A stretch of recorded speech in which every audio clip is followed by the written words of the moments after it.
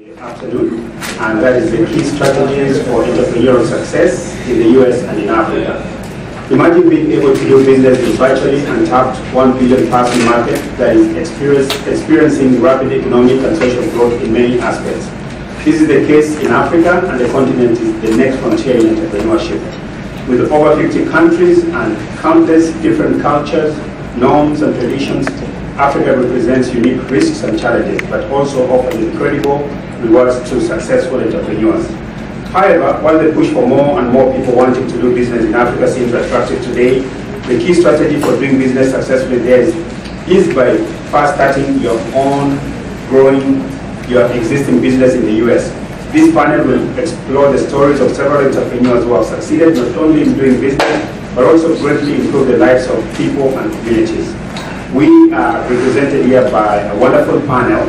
First, Matt Meyer of Eco Sandals. Next, Vance Krishna.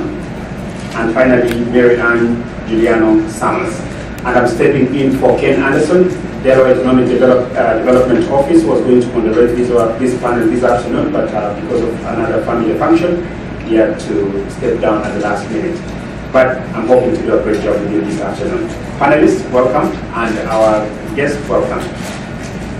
To our panelists, please take the 3 minutes and give us your name, the name of your business, and a little about your business.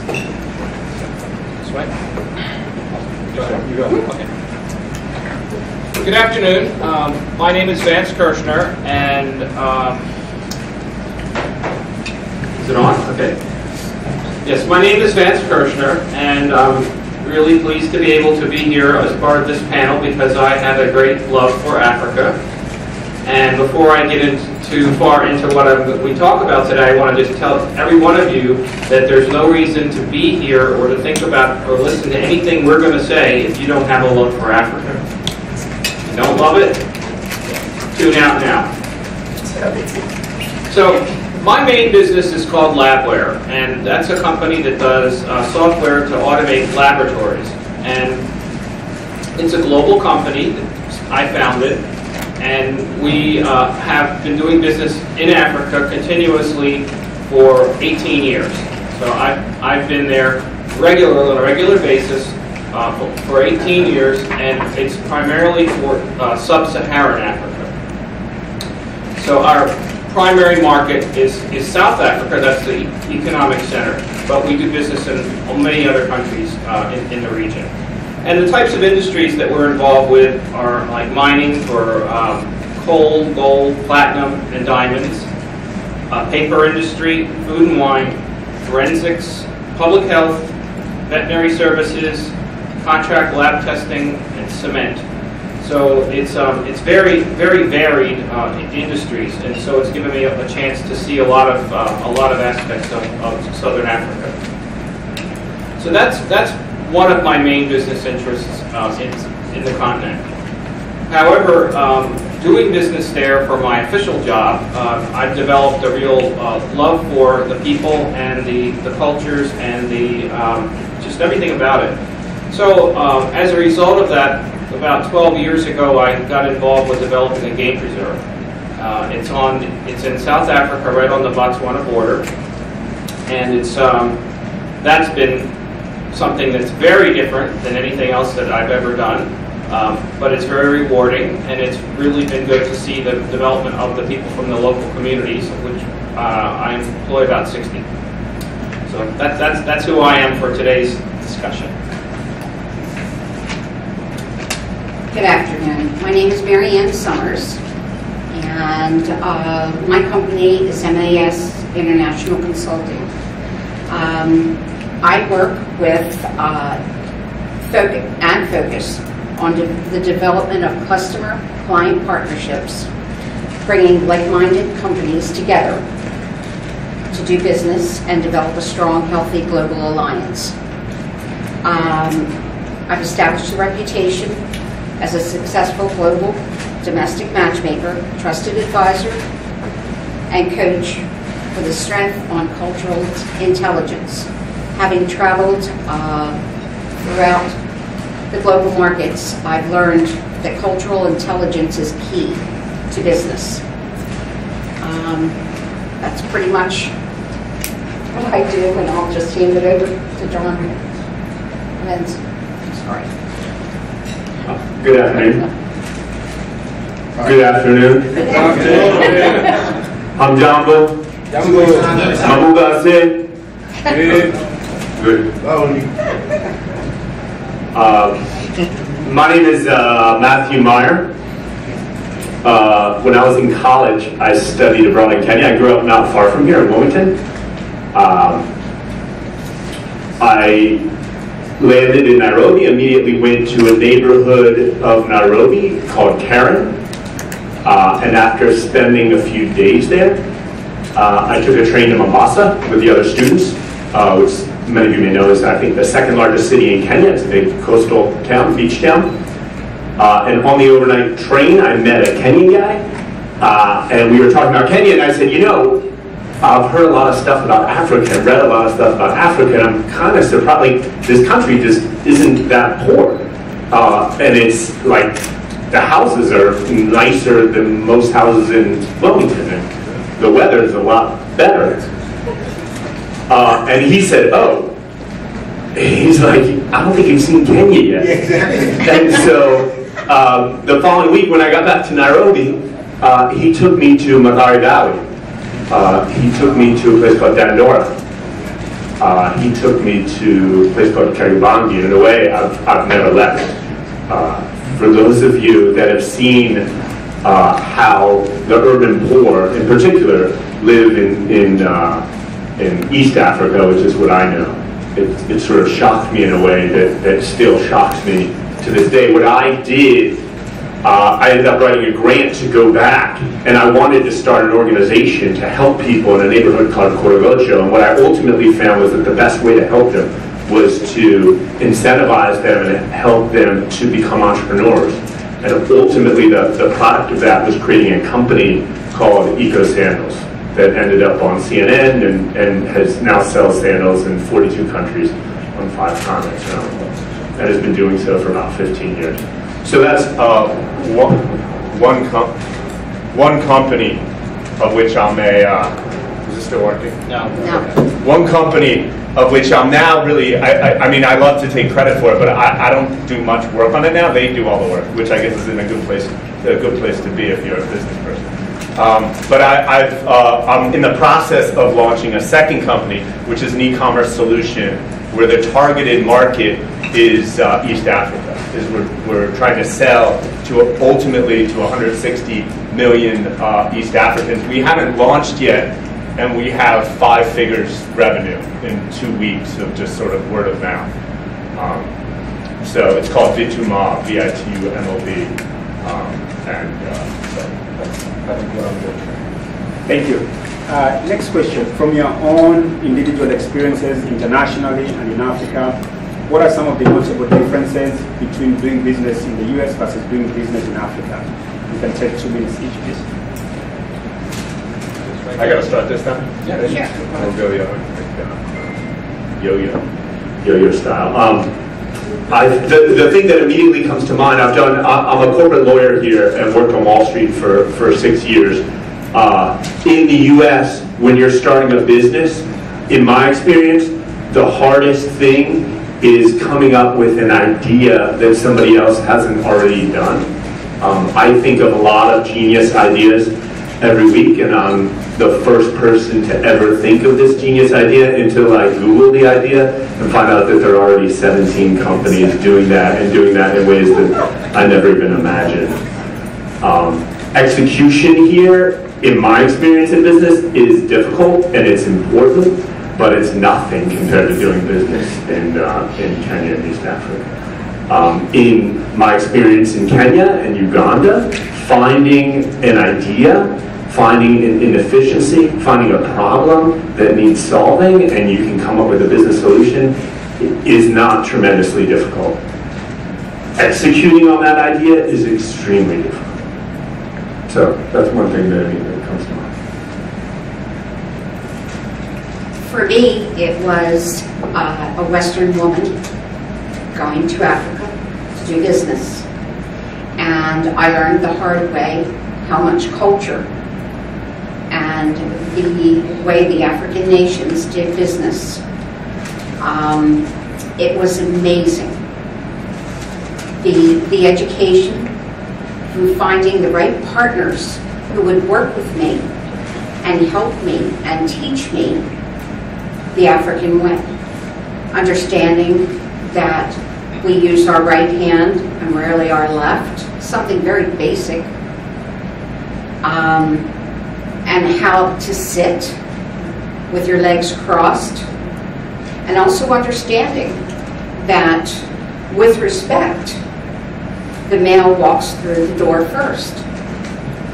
Having gone to a lot of different countries, it was very difficult for me to understand the various cultures in the world and to stop and think and understand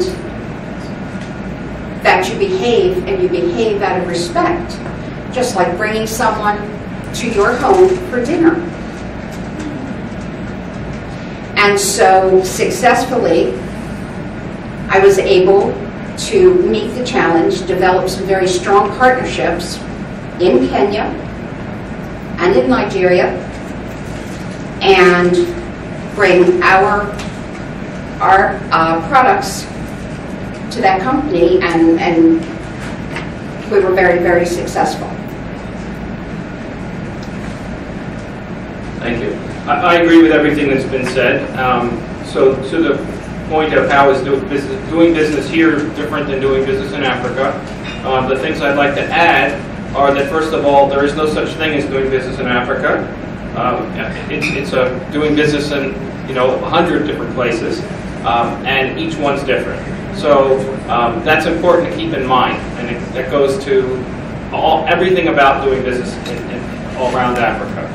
So the diversity is certainly something that's quite different than we're experiencing here. The business climate is quite different. Yes, there are lots of opportunities, but from a business point of view, you don't have the support systems that you have here in terms of starting a business, and you can go and get loans, and there's a whole VC community. There's networks of people. You can get help. It's a very different world. You're going to have to try to tackle the issues more yourself. That can be very rewarding. And one of the things that is quite different in my experience is that you can do business with companies or groups of people in Africa, and you can get right to the top of the organizations where the decision makers are. That's very difficult to do in this country, to give even a meeting. And the people there, you'll find them to be very warm, welcoming, interested, and will give you the time of day to explore the opportunities with them. Thank you. Next question. Would you please share with us 2 to 3 key strategies from your own experiences that are essential for having business success overseas in general and Africa in particular? Okay. My business, to start to give you a profile, I have offices in 20 countries, people in 60, and customers in about 110. So it is a very global business, and so some of the key strategies for doing business anywhere certainly apply to Africa as well. I would say that you need to know your market. It's very important to know and understand the market that you're dealing with in a different part of the world. It's very important to know, as was mentioned earlier by Marianne, about the cultures and how do you approach business in those different areas. It's really important to know, to have relationships with local people. The idea that you can just come in from America and make something happen it isn't going to happen that way. And you're going to have to go to any country you want to work in, and you're going to have local relations with the people, and you're going to have to spend time there.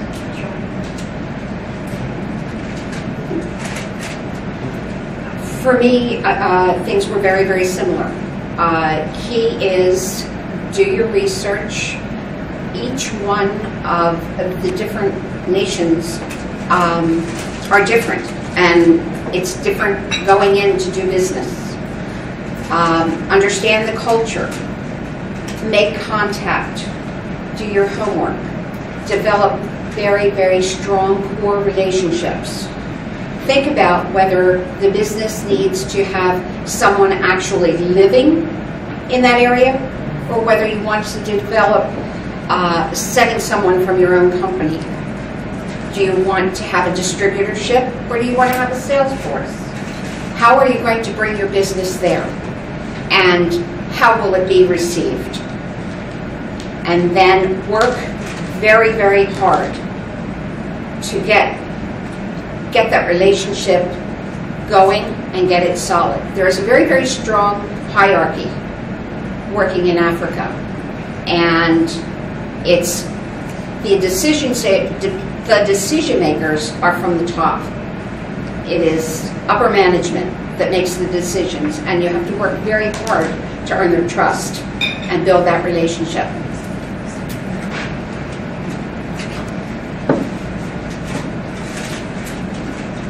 I think that 70% of the business that I've done in Kenya is really just about the same as doing business here. That the things I worry about, the problems that we've had, usually relate to either one of two things. Revenues are too low, or expenses are too high. And those are similar to experiences that I've had in business in the U.S. And the good news in my experience doing business in East Africa is that when things are good, you know, the good news is that the revenues are high and the expenses are low, similar either. So that's the first thing I think of. There's a lot more alike than there is not alike. And the second thing is that to be clear, I can't speak to doing business in Africa. I'm now running they're involved in these two businesses in Kenya. I tried to start a school in Uganda, and people often, they talk about East Africa as one place, and Uganda's right next to Kenya, and the school we were starting was right near the Kenyan border, and I feel very well versed in doing business in Kenya, so Uganda would be easy, and I found very quickly that I was completely lost. And that's just like, they're like Kenya, Uganda, Tanzania, it's like one word. And so when you talk about all that, like I can't even imagine going to West Africa or South Africa or other places, Ethiopia, just completely different in those 30% ways, not just 70% ways. And then just to echo sort of what other people said, I found that personal relationships are so important. That when there's no, even with Skype and everything, there's no substitute for sitting down, having a meal with someone, visiting their house, them coming, seeing where you live, where you experience that. That, in my experience in Kenya, goes so much further than it actually does here in the US. Thank you. And our next question is it feasible to have business success in Africa without having gained some traction in doing business in the US? Do you want to go, or just keep going back and forth? Sure. So I think that Matt and I are going to have a different view on this, given what he's done with Eco Sandals. My opinion is that there are probably some niche markets where you could go to Africa and make it happen with no experience in that particular area of business in the U.S. But by and large, I would say you're better off to get something started here if what it is that you're trying to do is the same thing as what you're trying to do in Africa. I mean, obviously, if it's something that only exists in that market there, then it's a hard place to go and to get started. You want to have your toolkit, your toolbox pretty full of all the things you've learned about whatever that endeavor is in a market that you know before you try to go take that and go into some other place, because we've described the rules of the game are different, and you can get caught out very quickly. I mean, it's just something that we don't face at all in this country. Well, we do face it, but not anywhere near the magnitude is corruption. You know, you just don't know who you're dealing with when you're dealing with somebody there, and how the rules of that game work. So it's foreign to the way we think, and so that'll catch you out in a lot of times. So my advice is, unless it's a business that really is about something that happens in Africa, it doesn't really happen here, you're better off getting started here and taking it and growing it into that continent. I agree. You are much better having a business working here in the U.S. and then bringing it to the continent. That's been my experience. It's very, very, very difficult to go over there and start up. I've had some clients that we've tried to do that with, and the time necessary to gain the trust and to get through all the normal problematic issues, it's just way too long. The relationships have to start here and then flow over there.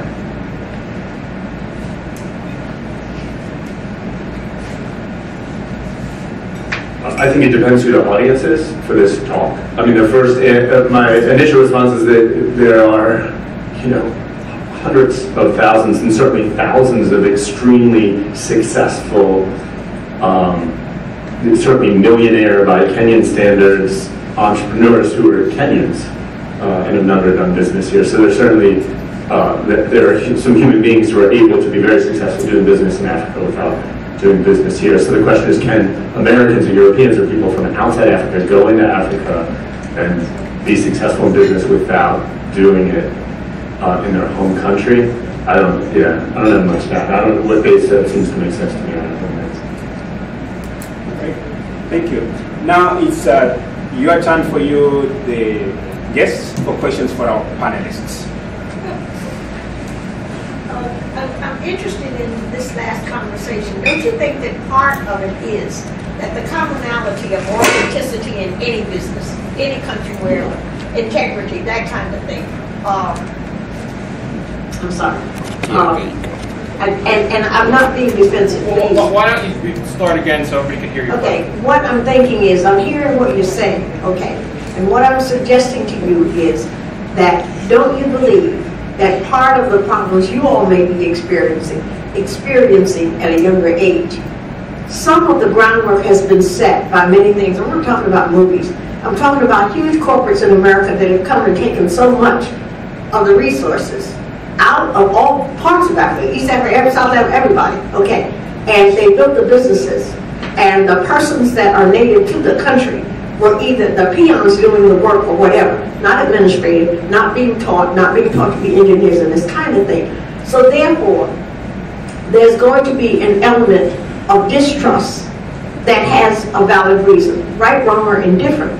So I'm thinking that, wouldn't it be more helpful to all of us, were you to, when you go into the country, to look at the commonalities? Everybody likes authentic persons. Everybody believes in integrity. Everybody wants their country to grow and build from that source, because they do have a reason to be distrustful.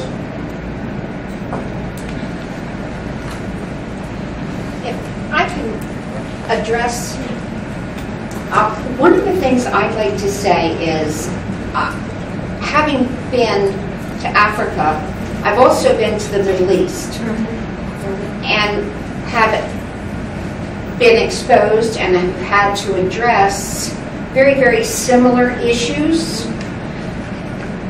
I don't believe any country, any area that you go to, you're not going to be faced with the cultural differences that you have to address. You will always be faced with having to gain trust and building partnerships.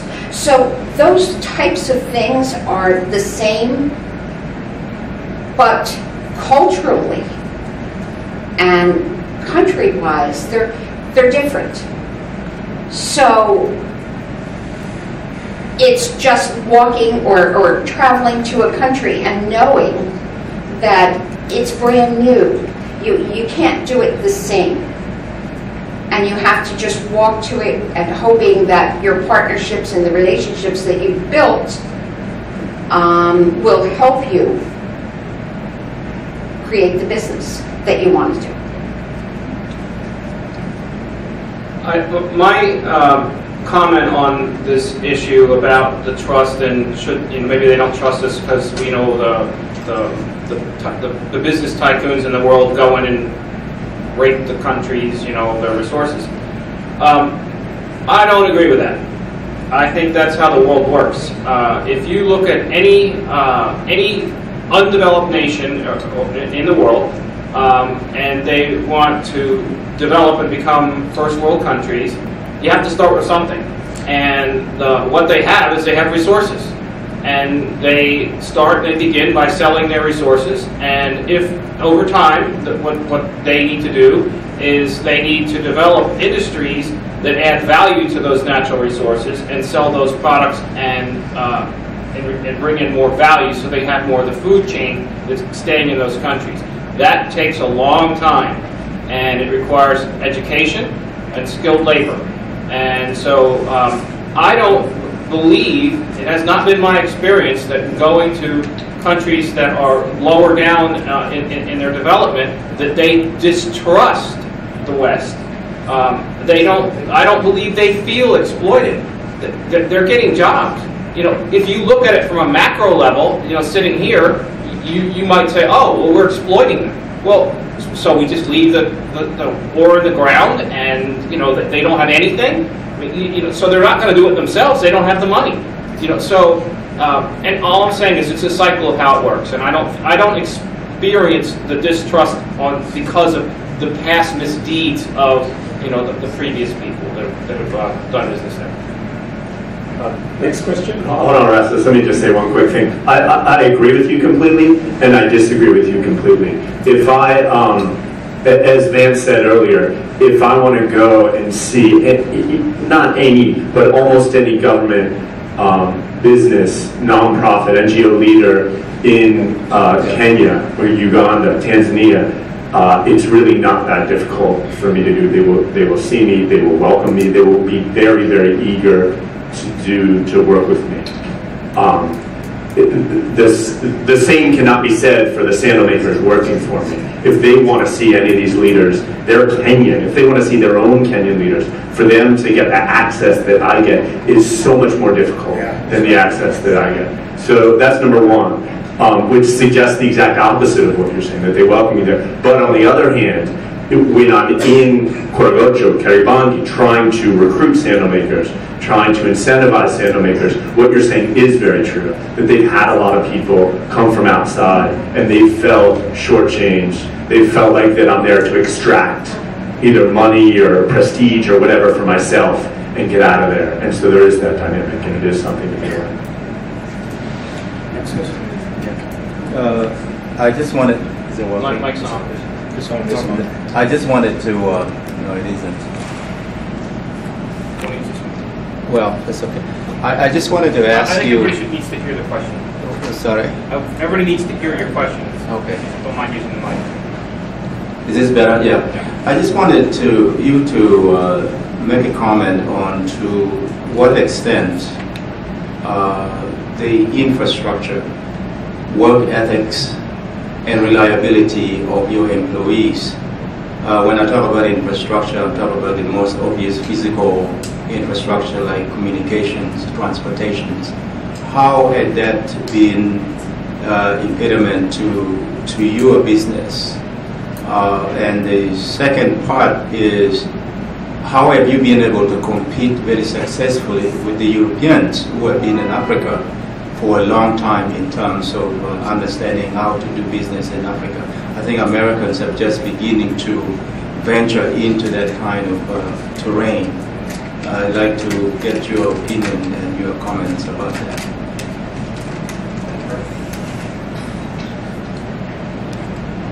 They need that. You want to come back? Sure. On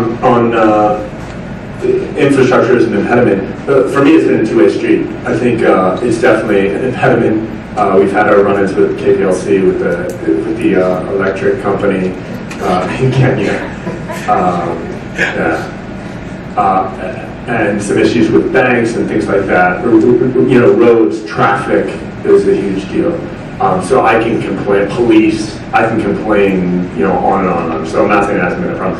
Infrastructure recently has really been an enabler. For example, now, it's been an enabler. For example, WhatsApp has been the greatest technology for our sandal business over the past 18 months. We're now selling all over Africa because of WhatsApp, because we can exchange pictures, video, people can pay using mobile money. And so the communications technology has enabled us to sell.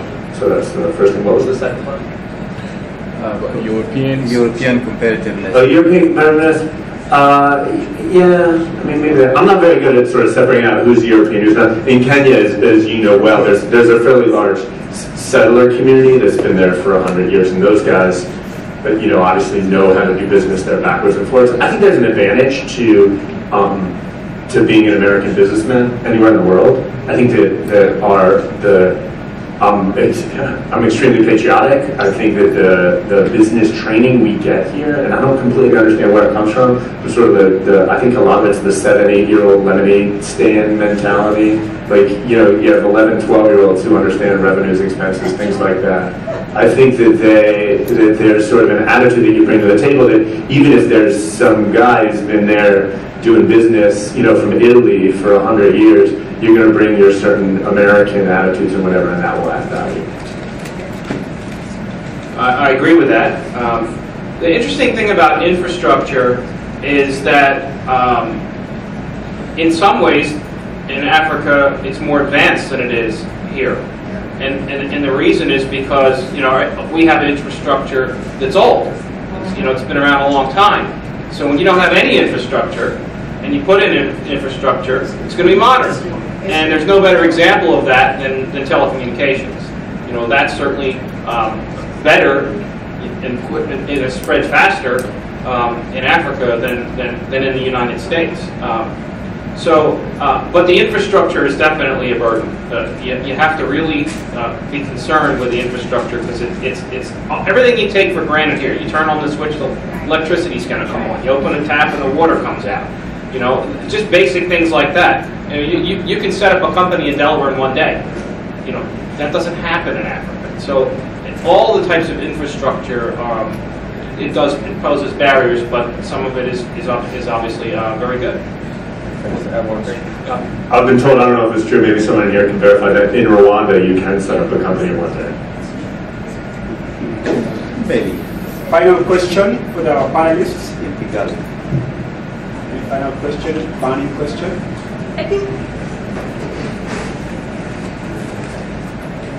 I probably think you've answered my questions in full, but just one little section was left out. I wanted to know the insiders' advantages.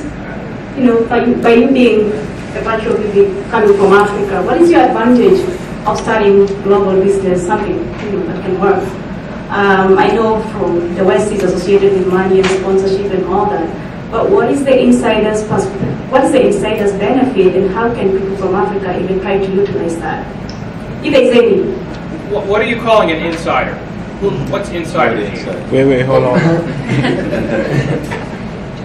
Well, the virtual thing that the outsiders coming in to do business and the insiders coming to do business, right? And you talked about cultural differences, cultural advantage. So then those people who are from there, do you think they are a benefit just because they come from there and they have access to doing better business or not? Or what is the benefit then of being an insider given this definition?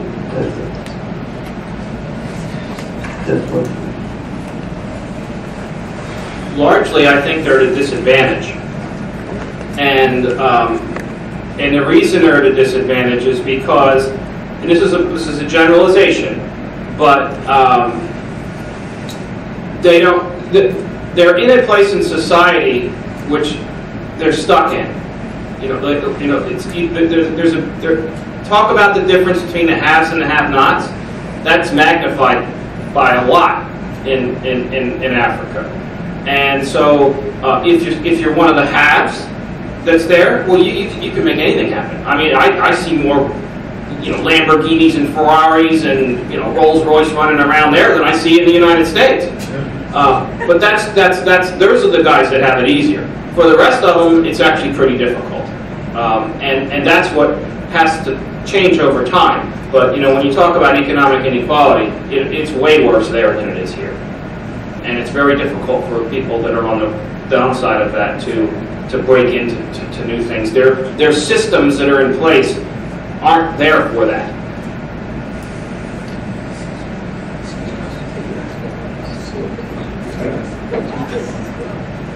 I think she's asking about the diaspora in the United States who are looking to do business home rather than the locals who are trying to start businesses.